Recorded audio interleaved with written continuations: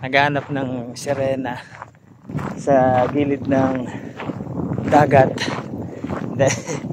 So ayan, yung dating magandang yun, yung dating magandang pang abandon. Kinabahan ako dun parang puno ng yun. Ano na nga siya? Hindi, bago na siyang building na parang part na ng private resort. Mga bakawan ang gilid. Ayan, may ilaw. Ayan, narinig ko na ulit yung sa gilid. Pero wala naman. Ito batuhan.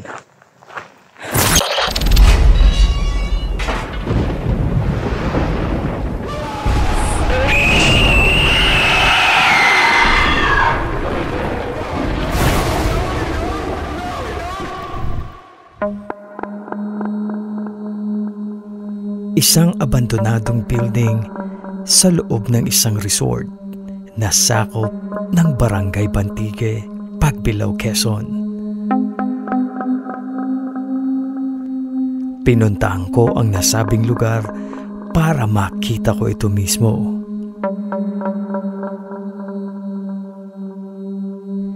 Madilim na nang tahaking ko ang lugar na sinasabing abandonado. Bago ko ito puntahan, ay may mga nakausap kami na taga rito na ang kwento ay giniba na daw ang nasabing lugar. Subalit hindi daw siya sigurado kung kaya puntahan ko pa din daw ito. Tugang Lods! Hello sa'yo. Dito ako ngayon sa isang abandonadong hindi, sa isang lugar na tahimik. Naghahanap ng napakadilim ng lugar na nilalakad ko papunta ng spot at mas lalo akong kinabahan dahil sa narinig ko. Yung dating yung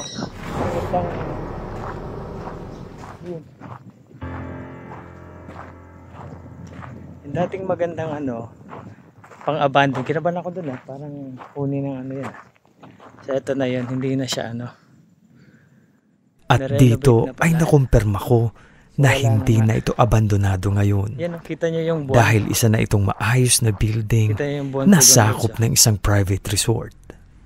Kung kaya nagdesisyon ako na bumalik na at puntahan na sila. So, ang background ko, ayan ang creepy ang background ko.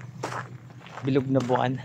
Tapos gilid ng dagat na parang hay. Ang hirap parang to parang huni ng ano ba yun, huni ng isda. Huni ng isda, huni ba yung isda? Hindi ko, hindi lamang dagat yun. Wala namang tao dito sa diba? Tataasan ko yung ilaw. Wala namang tao dito sa gilid ng dagat. Ayan, yung buwan. So, wala.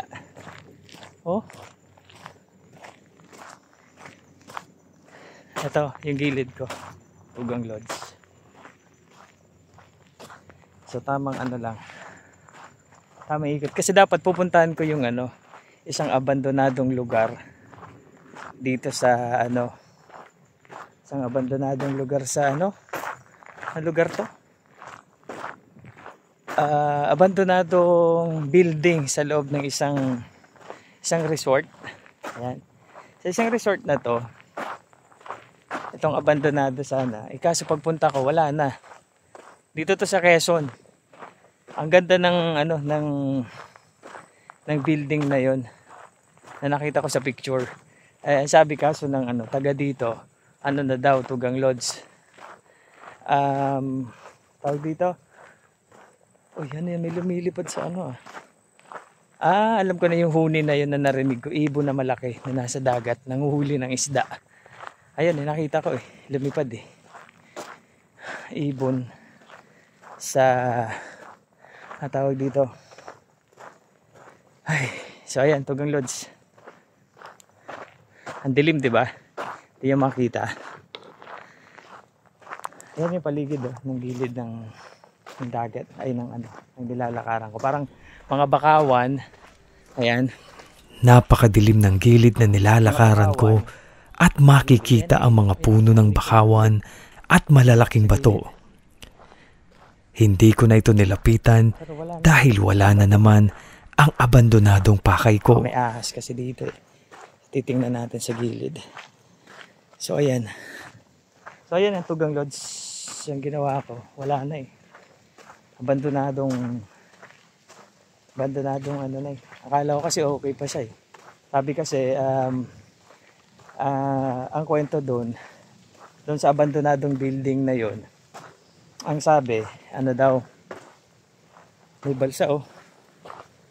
Ang kwento, may ano daw doon, parang layo ng nilakad ko, may tinapon na babae na pinatay doon sa building na yon. Kaya naintriga ako, tapos pinuntahan ko para tingnan kung meron nga na ano pa, kung nandun pa yung building. Kasi ang creepy, pag tinignan mo sa picture, napaka-creepy niya. Pero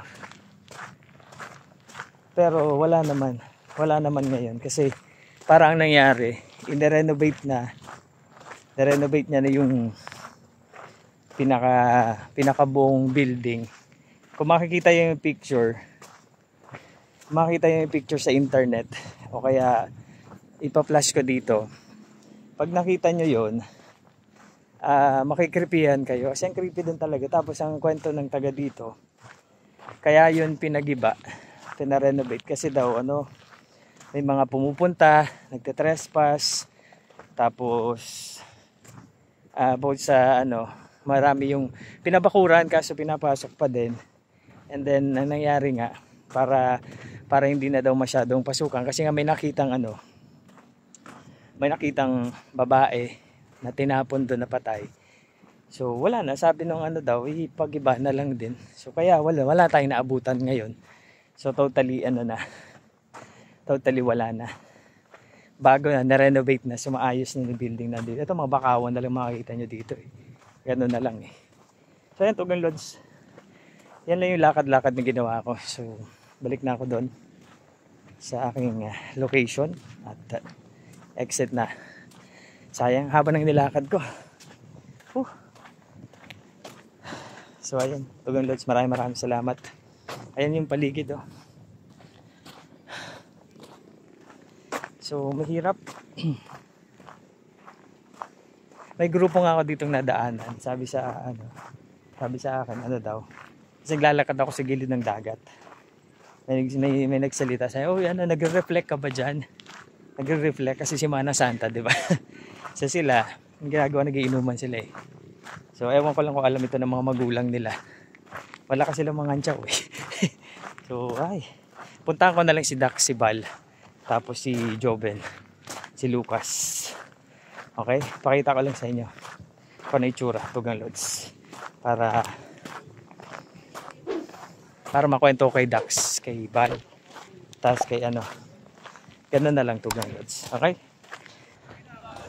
Tugang Lodge Puno. Pagdating ko sa labas, kung nasaan si Adventure Dax, Balbaliw at Lucas, ay agad kong sinabi na negative na yung lugar dahil hindi na ito abandonado. Oo. Wala na. Ano na nga siya? Hindi.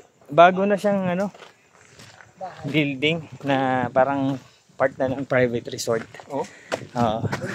Uy, nakailang minutes siya? Nakapag-vlog si Choco. Naglakad ako. Sabi sa inyo, nakapag si Choco. Hindi, kasi ang creepy naman kasi nadaanan mo. Searching for abandon. Naghahanap ako ng nakita ko yung picture sa kanya. Dito ay nagkulitan na lamang kami palabas at nagdesisyon na puntahan na ang lumang mansyon ng Quezon para ma-explore namin. So interview time, ano yung masasabi mo? Ang masabi, turn na! Tama na! Let's go! Hindi, may pupunta pa kami abandon kasi madami pa kami pupuntahan. Oo. Ganito maganap ng abandon. Hindi basta-basta yung mga pinupuntahan natin. Oo, kasi pwede kasing positive, pwedeng negative. Pero siguro mga 20% lang yung positive, mga 80% yung negative. Oo. Huwag kayo nang maniwala. Pero pag mag-trespassing ka, 100%. 100%. Si Val parang nantuloy. Nainis sa si John, nainis sa si Val. Nainis sa si Val kasi ang layo ng Layo ng bilihan natin. Pabalik tayo doon sa tawag doon? Palace? Ay, hindi, mansion. Mansion pala. So, papasukin namin yun. Ang creepy doon, puro bakawan kasi tsaka malalaking bato eh. Kaya, nakakatakot lang. Pero maganda. Sana. Maganda sana kung abandonado yung lugar, kaso hindi eh. Kasi yung background, goods na goods. Okay. Wait lang. Sasakay na muna kami dito sa namin. Sa... Hindi pala ito. Triton. At least yun, nakita natin. Nakita nyo ba? Kami hindi pa namin nakita. Wala nakita nila. Yung mga nanonood nga, nakita nyo na yung abandon. Yan. Hindi kita ganyan, no? Ako ganito ba? Oo. Hindi ganito? Hindi ganyan, ganito. Okay, kalahati. Hindi ko alam. Pag pag yung maganda kasi yung GoPro, di ko pa natatry eh. Pero parang Daniel Padilla Ay po. Andres? Ang luka. Uy, umarap ka. Manuno ay mamagayan. Patabi-tabi ka. Pag yan na may naihian na nanuno yan, mamagayan.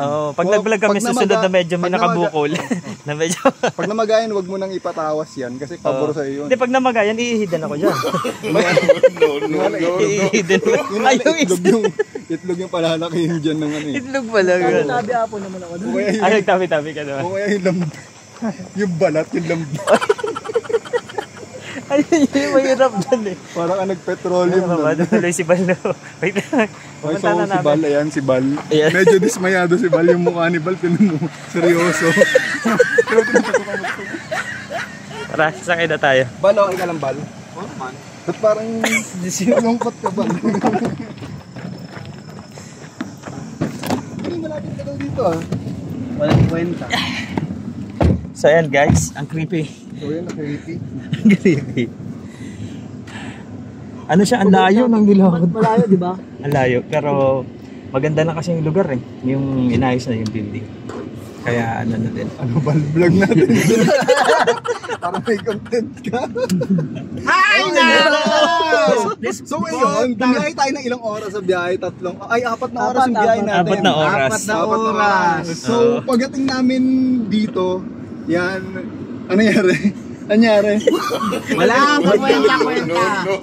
Naunahan kami, giniba na yung pupunta namin. So, giba na pala yung abandon dito. So, na-explore na lang ni Joko yung Yung beach. Yung beach, tapos yung bakawan, malalaking bato. Kaya ang masasabi ko kay Warley to, sana ma-beach. Wala kang kwenta. Nagkaksaya kami ng gas. Gusto tayo, balik tayo sa Doon na tayo. Balik tayo Laguna, tara na! Balik kami Laguna. Balik na kami Laguna, Tugan Lodge. So, ito na yung Lucena natin. Ito na yung Lucena namin. At least nag-enjoy kayo, mga hayop kayo. Nagsaya, nakakahiya. Okay. Ipopost ko na to sa kabilang channel ko, hindi to sa aking Balbaliw channel. Sa kabilang daily vlog na lang. Nakakahiya! Lodge. Walang kwenta.